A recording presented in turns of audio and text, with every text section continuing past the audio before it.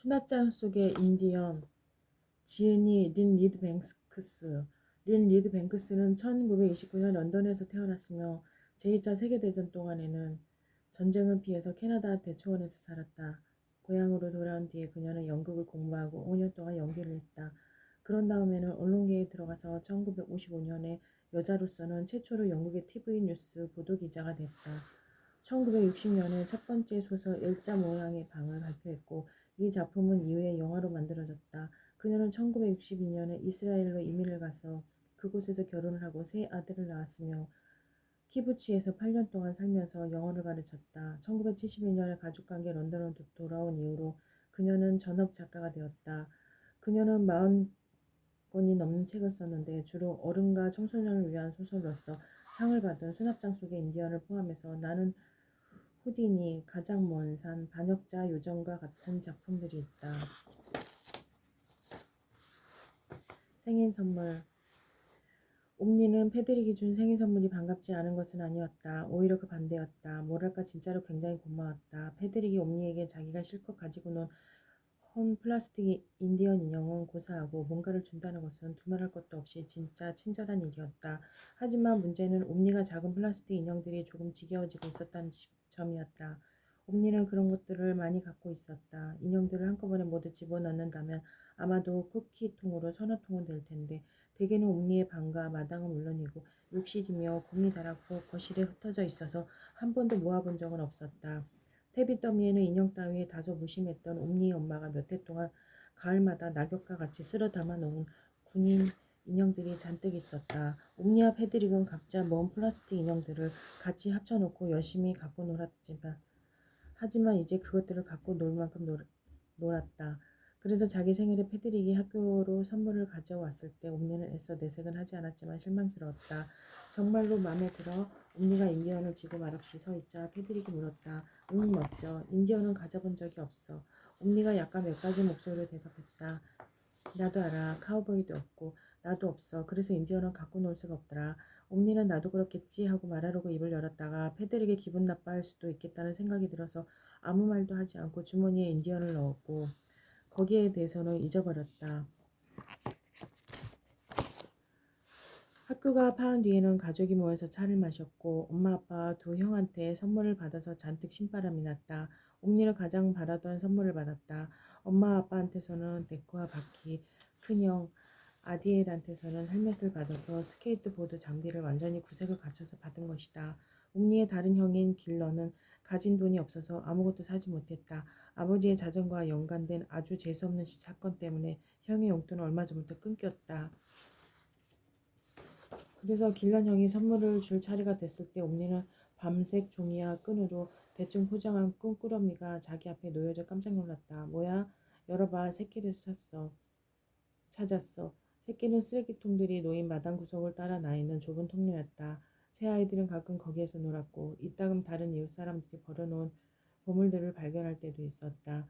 구시 화장실의 세면대에 있는 것 같은 문에 거울이 달린 흰색의 작은 금속 수납장이 그 안에 들어 있었다. 텅 빈 선반 하나가 달려있는 것만 빼면 수납장은 지극히 평범해서 여러분은 옴니가 여기에 또 한 번 실망했겠구나 생각할지도 모르겠지만 특이하게도 옴니는 그걸 보고 아주 기뻐했다. 옴니는 물건들을 안에 넣어두는 재미 때문에 수납장이라면 어떤 것이든 다 좋아했다. 옴니는 전반적으로 보자면 썩 깔끔한 아이는 아니었지만 수납장과 서랍 속에 물건들을 정리해두고 나중에 열어봐서 그것들이 그대로 제자리에 있는 걸 아주 좋아했다. 잠글 수 있으면 참 좋을 텐데 하고 옴니가 말했다. 불평하기 전에 고맙다는 말이나 좀 하지 하고 길런 형이 말했다. 그러자 엄마가 말했다. 열쇠 구멍이 있네. 나한테 열쇠가 한 상자 가득 있는데 작은 것들은 넣어봐서 맛있는 게 있는지 보지 그러니 열쇠들은 대부분 너무 컸지만 그래도 대충 크기가 맞는 게 6개 있었다. 하나만 빼고는 모두 굉장히 평범했다. 평범하지 않은 그 열쇠는 모아놓은 열쇠들을 다 통틀어서 제일 흥미로웠는데 열쇠 구멍에 끼우는 부분은 복잡하고 윗부분은 장식이 되어 있는 열쇠였다. 좁다란 빨간 비단 리본이 동그랗게 말린 구멍들 중 하나에 묶여 있었다.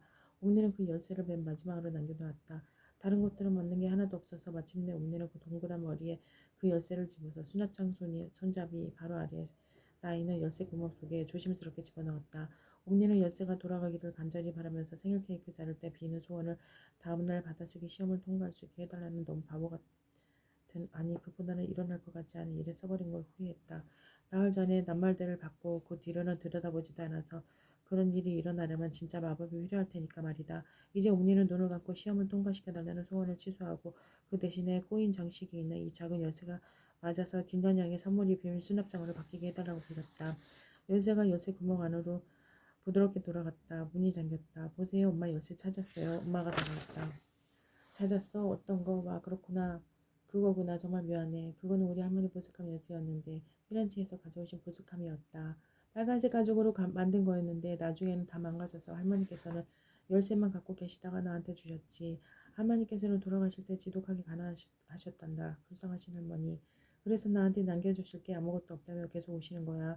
그래서 보다 못해서 내가 세상에 있는 그 어떤 보석보다도 차라리 이 작은 열쇠를 갖겠다고 말씀드렸지. 그리고는 그때는 훨씬 더 길었던 리본 조각을 열쇠에 꿰서 목에 걸고 할머니께 내가 항상 그걸 몸에 지니고 다니면서 당신을 기억하겠다고 말씀드렸단다. 그리고 한참 그렇게 하고 다녔지.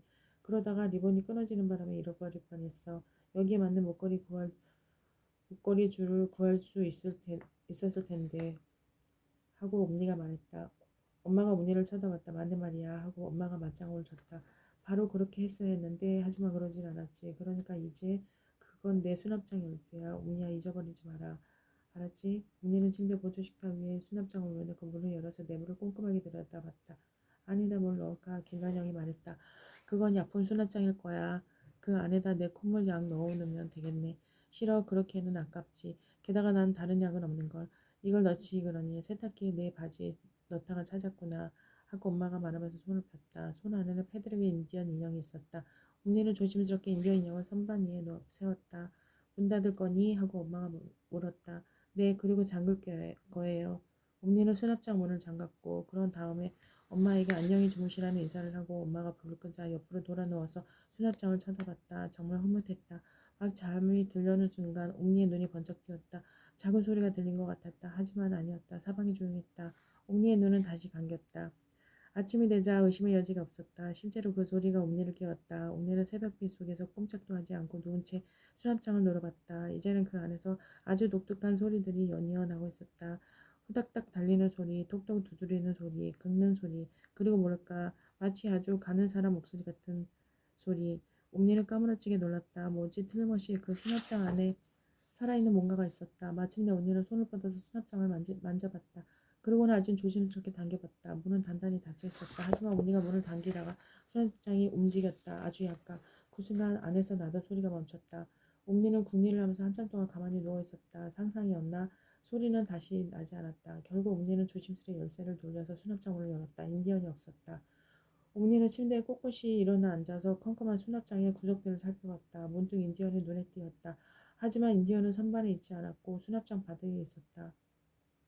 그리고 똑바로 서 있지도 않았다. 인디언은 선반 앞부분에 몸이 반쯤 가려진 채 가장 어두운 구석에 웅크리고 있었다. 그리고 살아있었다. 옴니는 즉시 그걸 알았다. 우선 인디언은 꼼짝도 하지 않고 가만히 있으려고 했지만 숨을 깊이 몰아쉬고 있었다. 맨살이 드러난 구릿빛 어깨가 올라갔다 내려갔다 하며 땀으로 반짝였다. 마치 인디언이 떨고 있는 것처럼 머리띠 뒤쪽에 꽂힌 깃털 하나가 가볍게 흔들렸다. 그리고 옴니가 더 가까이 들여다보려다가 웅크리고 있는 작은 사람에게 입김이 닿자 인디언이 튕기듯이 일어나는 게 보였다. 그리고 아주 조그만 손이 갑자기 허리띠 쪽으로 획 움직이더니 앞전 끝보다도 더 작은 칼의 손잡이를 꽉 움켜잡았다. 옴니도 인디언도 아마 1분 30초는 꼼짝 않고 있었나 보다. 둘은 숨도 거의 쉬지 않았다. 단지 서로를 빤히 쳐다보고만 있었다. 인디언의 눈은 새까맣고 사나웠으며 겁에 질려 있었다. 입술은 팽팽히 당겨져서 흰 이빨이 빛났는데 빛을 반사할 때 말고는 거의 볼 수도 없을 정도로 작은 이빨이었다. 인디언은 칼을 콱 움켜쥐고선 공포로 몸이 굳은 채 그러나 반항적으로 수납장 안쪽 벽에 몸을 바싹 밀착시키고 서 있었다. 중국에서 벗어나기 시작하면서 옴니 머리에 맨 처음 떠오른 논리적인 생각은 다른 사람, 다시 말해서 엄마, 아빠, 형들을 불러야 한다는 것이었다. 하지만 뭔가가 옴니를 막았다. 그게 뭔지는 옴니도 몰랐다. 아주 잠깐이라도 인디언에게서 눈을 떼면 인디언이 사라지거나 아니면 다시 플라스틱으로 돌아갈지도 모르고 그래서 다른 사람들이 달려왔을 때는 모두를 웃으면서 옴니에게 지어낸 얘기 아니냐고 따지지 않을까 싶어서 걱정이 됐던 것도 같다. 그리고 그들 눈으로 직접 보지 않는 한 이걸 믿지 않는다고 누굴 비난할 수 있을까? 옴니가 다른 사람을 부르지 않았던 또 하나의 이유는 만약 자기가 꿈을 꾸고 있는 게 아니고 인디언이 정말로 살아난 거라면 지금은 그것은 지금까지 옴니의 인생에서 일어난 중에 틀림없이 최고로 놀라운 일이었고 적어도 처음에는 혼자 그걸 누리고 싶었기 때문이다. 옴니에게 그 다음에 떠오른 생각은 하여튼 인디언을 손에 쥐어야 한다는 것이었다.